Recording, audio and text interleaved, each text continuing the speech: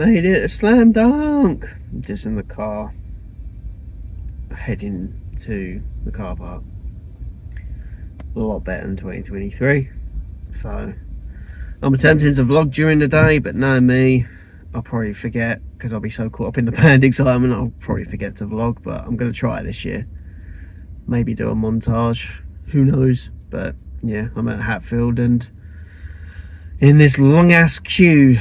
So yeah, this will be my, hopefully, adventures of Slam Dunk 2025, but we'll see how it goes.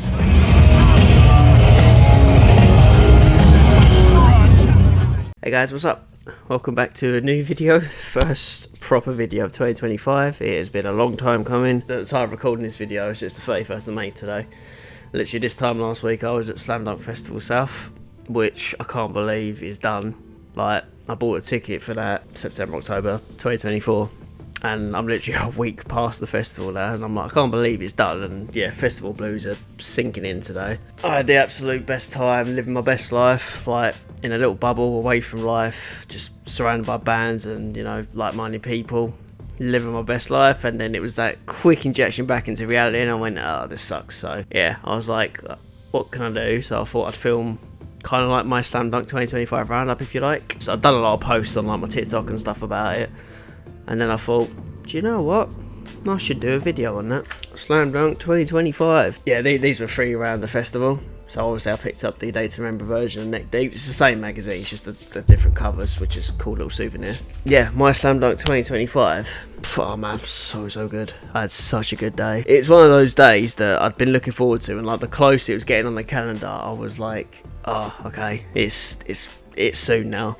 And I remember like Friday before, well, literally the day before last week, everything was packed, so I was all buzzing, and I was like, I'm going to go to bed early so I get some sleep. And then the excitement took over. I think I got maybe 4 hours sleep, so I was up at like 6:30 on the morning Slam Dunk. And I left here about, when did I leave? It was about 8 o'clock I left here, 8:15 maybe. And then yeah, by the time I got through all the parking situation, I was actually in like the Slam Dunk car park at like 10, which compared to 2 years ago was such a bloody, oh man. The debacle of 2023 Slam Dunk is still one of the worst experiences I've had of getting out of a festival. 2 hours that took me.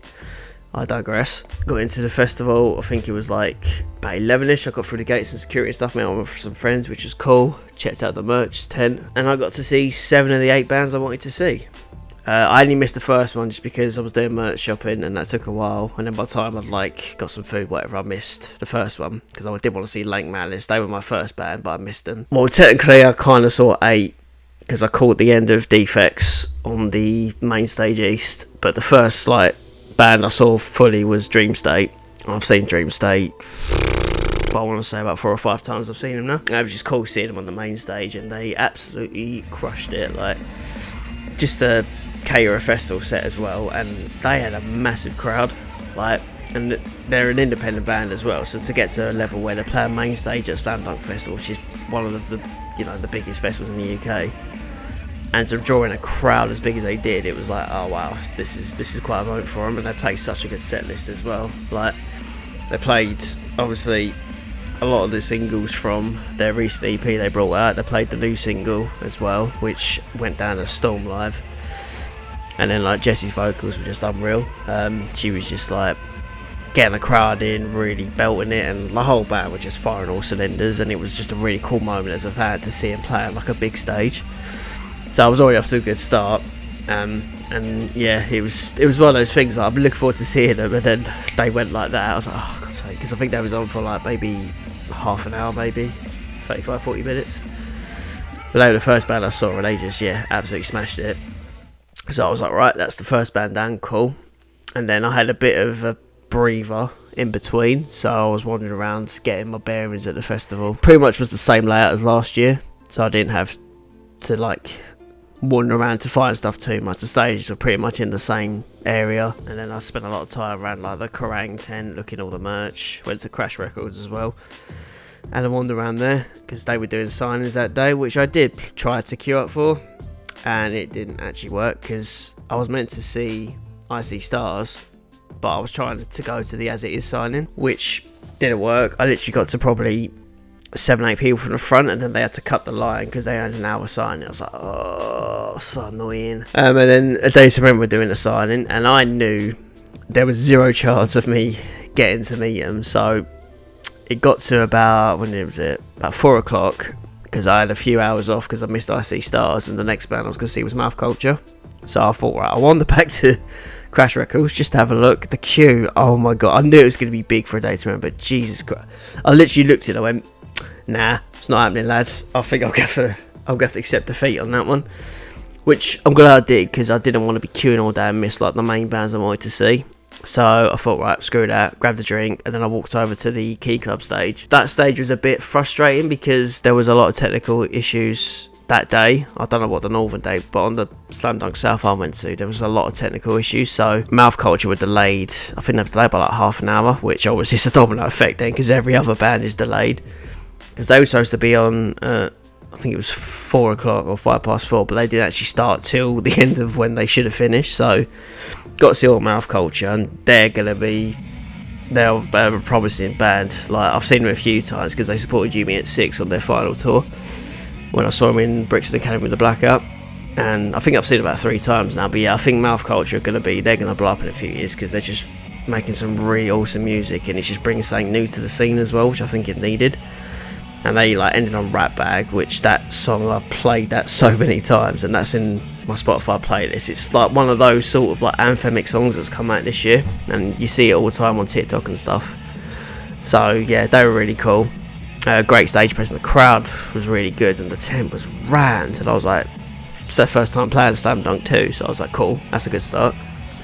And then the next band I wanted to see was South Arcade, who I absolutely love this band. Like, I've been a fan of them for a long time, probably since they burst onto the scene, but I've never been able to see him. It's just never worked out. But because of the issues on the Key Club stage, they were delayed, and I only got to see literally like 10 minutes of their set. I wanted to see all of it, but the problem is with Slam Dunk, where it's one day festival, it's clashes everywhere. So I only watched 10 minutes of their set, but from what I saw of it, they were, oh mate, they absolutely smashed it. So good. Literally, for the minute go they come on, it was like high energy. The tent again was packed out. Everyone was singing along, and they sounded like even better live than on record, which some bands it doesn't always translate. But yeah, I only caught, like I said, 3 or 4 songs maybe, and then I had to buzz off to main stage to watch Newfound Glory. But yeah, South Arcade, they were one of my highlights of the day. Like, they were one of my highest rated bands I saw that day, just because they were just incredible. And if they keep going the way they're going to be really big for the UK as well. So don't sit on them, I'd recommend them. But then it was getting to the part of the day for my 4 big bands, so I went back over to main stage to watch Newfound Glory, and I last saw them 2017, because I saw them twice that year. I saw them support Day to Remember at Wembley, funnily enough, and then I saw them, I think it might have been the 20th anniversary of them being a band, I think. I'm sure it was, but I hadn't seen them since then, so I was like, well, I've got to see them. Literally, as soon as Newfound Glory come on stage, out of the floodgates, with all downhill from here, just bang, straight into it. And Jordan Pudnick, I swear the pipes in that guy's head shouldn't belong in a human being, because he was hitting some notes. I was like, damn. But yeah, from the minute they were on, it was like pop punk nostalgia, and to me, they're one of the goats in the genre. Like, they're just one of the, if there was a Mount Rushmore of pop punk, for me, Newfound Glory would be up there, along with like the likes of Blink, because they've been going for so long, and a lot of bands have started because of their influence, so you can't knock their impact they've had on the scene. But yeah, to see them back again, like 2025, so good. And I'm seeing them in October on their tour, because they're doing a tour at the end of the year for their new album. And I haven't actually seen a Newfound Glory headline tour for like so long, so I went, well, I'm going.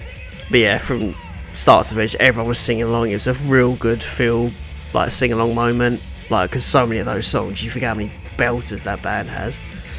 So it was cool to see them. And then I think I left probably 20 minutes before their set, because then I had to go to the Kerrang stage to watch As It Is. This was the only part of the day that I had some serious clashes, to be fair. So I went over to Kerrang stage to watch As It Is, because obviously this year they came back, and it's the 10th anniversary of Never Happy Ever After, and they released obviously the re-recorded version with all the features, and I was like, I've got to see them, because they did a few small shows before Slam Dunk, and as you imagine, they sold out quick. So I was like, right, I've got to see him at Slam Dunk. And yeah, just to see him back on stage together as the unit, it was like so cool. And then from the minute they came on, it was just such a nostalgic, feel good, like really emotional, surreal set. And talk about guest features, I mean, from the second song onwards, like they brought Mikey Chapman out from Mallory Knox to play Cheap Shots and Setbacks, which is probably my favourite on that album. And the re-recorded version of Mikey is just so good. And they brought No Offense come out. They brought so many guest features out. I think it was the guy from Trash Boat. He came out as well.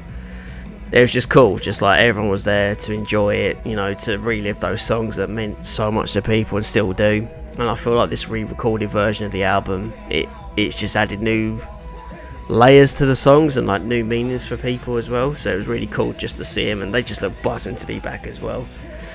And I had to leave them, I think it was about 10 minutes, 15 minutes before they finished, because the next band I wanted to see was Neck Deep. But yeah, it was really, really cool to see him, and I was quite close to the front, so I had a really good view, and everyone was just going mad for him. I think that was the moment where As It Is were probably like, oh wow, people still love this band, and it was just so cool. Like, I got to speak to Ben in the merch, because I bought some As It Is merch at Slam Dunk, and he was working the merch, and I was on a chat with him, which was really cool.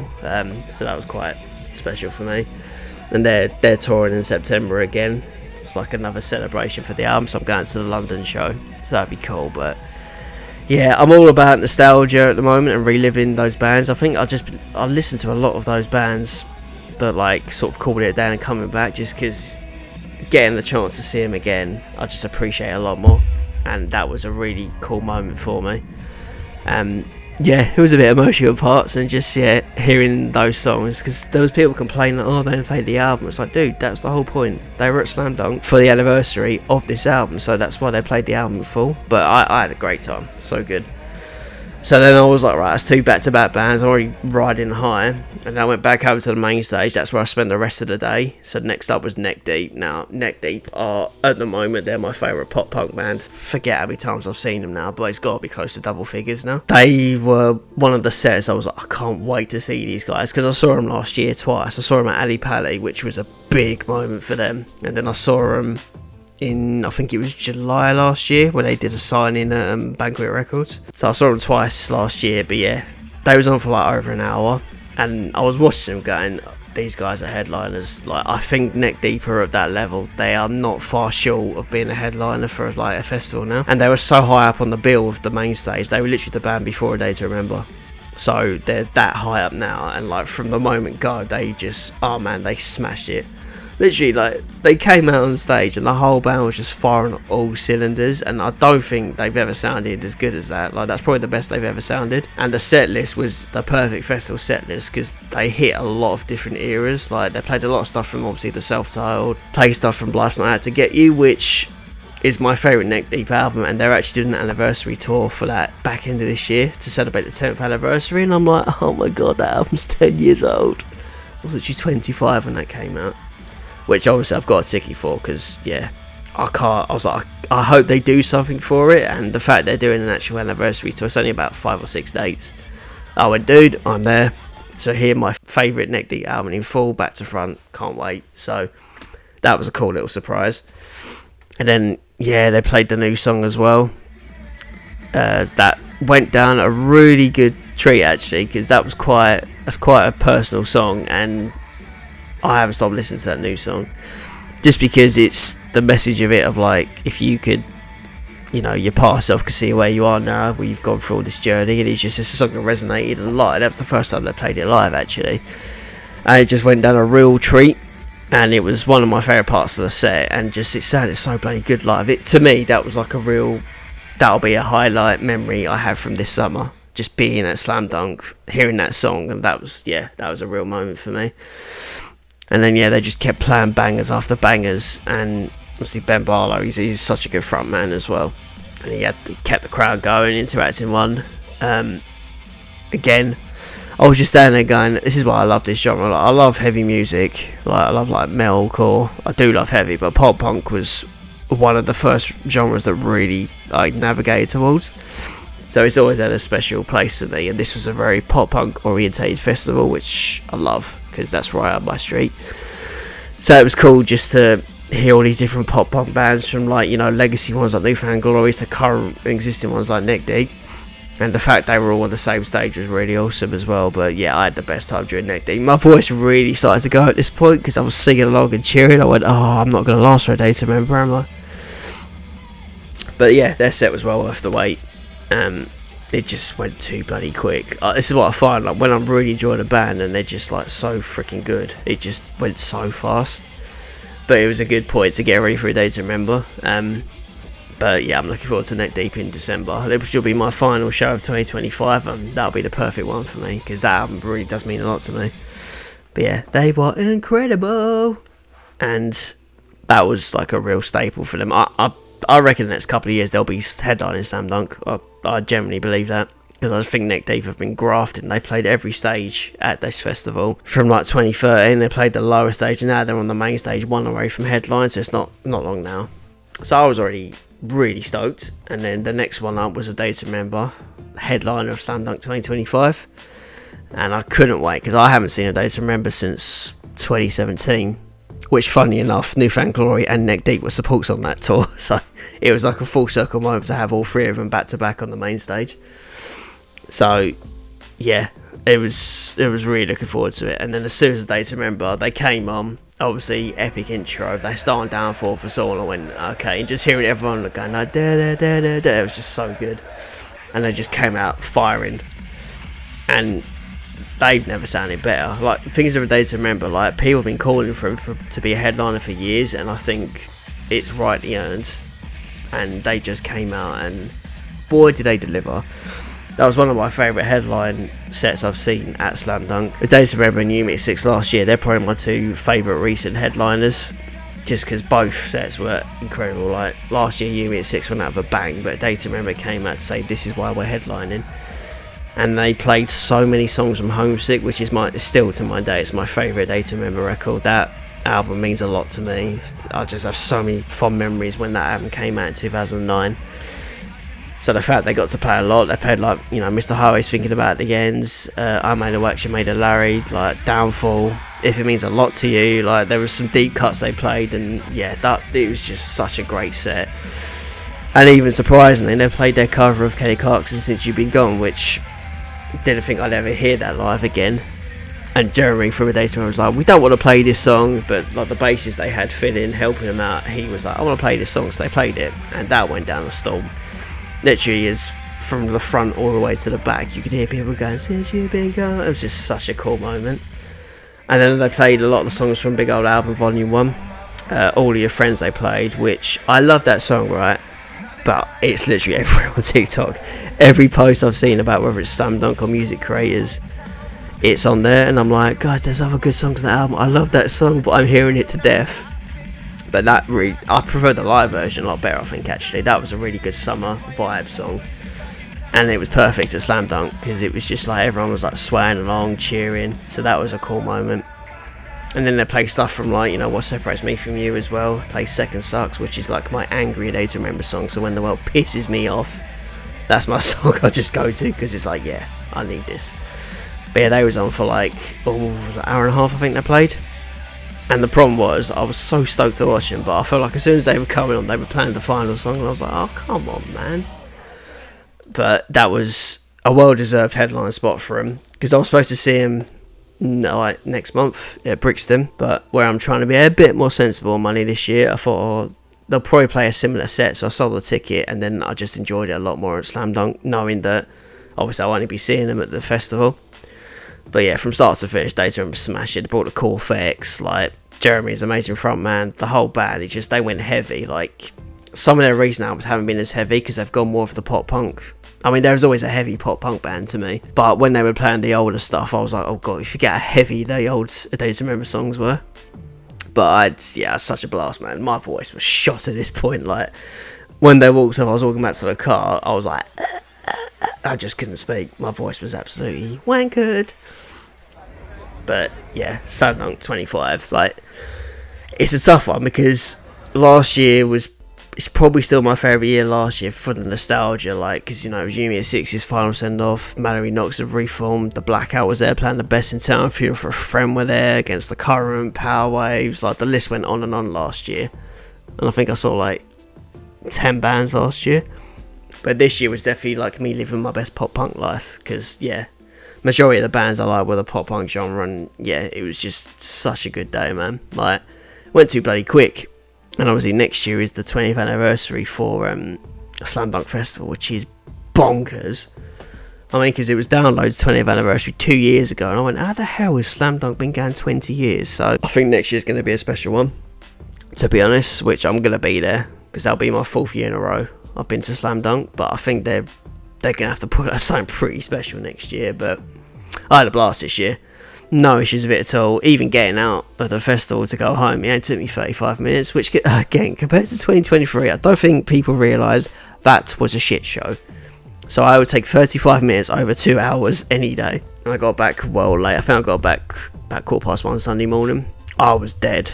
Like, for a good few days, I was like, I'm so exhausted, because West Slam Dunk's only a one-day festival. You just go, you go hard. Like, you see as many bands as you can. I forget to eat at some points and drink water when I should do that, because I get so wrapped up in the excitement. But no, I had such a good time, like, and seeing all those the last 4 big bands as well as the new ones.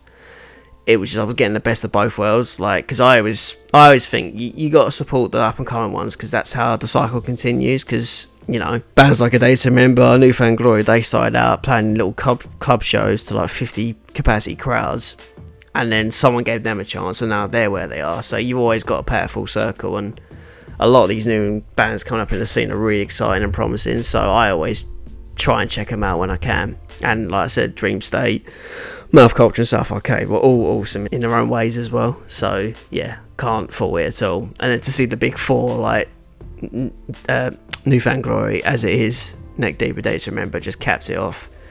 It will be interesting to see what the 20th anniversary brings next year, but I think Slam Dunk are going to go hard with it next year. Like, I'm already seeing some, you know, bucket list headliners, and I'm going to do a separate video on that, because I've got a list of my own ones I'd like to see as well. But yeah, Slam Dunk 20 for 25 was a freaking awesome day. Loved every minute of it. I'm just really sad it's over, and that's my only festival for this year, so I enjoyed it a bit more knowing it's the only one I'm doing this year, and it's always my favourite time of year, Slam Dunk. Even with the parking situation in 2023, I still had a really great time in the festival. And yeah, this is my 3rd year on the bounce, and every year it's just got better and better, and I'm looking forward to going next year, because that'll be my 4th year in a row. But we'll see what they've got planned for that. I can't see them doing a 2-day festival next year, because obviously they rotate the South Day and the Northern date. I don't know how that would even work if they did a 2-day, because you have to be a 4-day long weekend, but it's going to be a special one. But yeah, I love Slam Dunk Festival. I always have a great time. Like, my voice was shot. I'm getting over a bit of a cold at the moment, so that's why I sound like, but yeah, had the best time there. And it's just cool to make a video, talk about my thoughts and stuff, reminisce on it, even though it was only a week ago. And yeah, I just get to live with those memories forever. And yeah, this is a really, really good time of year for me. So all the bands absolutely smashed it. And just hearing so many songs that have just shaped me growing up and have had a massive impact on my life. And yeah, it was just really, really special day for me. So, but that's my roundup for Slam Dunk 2025, guys. Hope you enjoyed it. If you did, don't forget to like and subscribe down below, and I shall catch you guys on the next video. Until then, peace out and have a great day.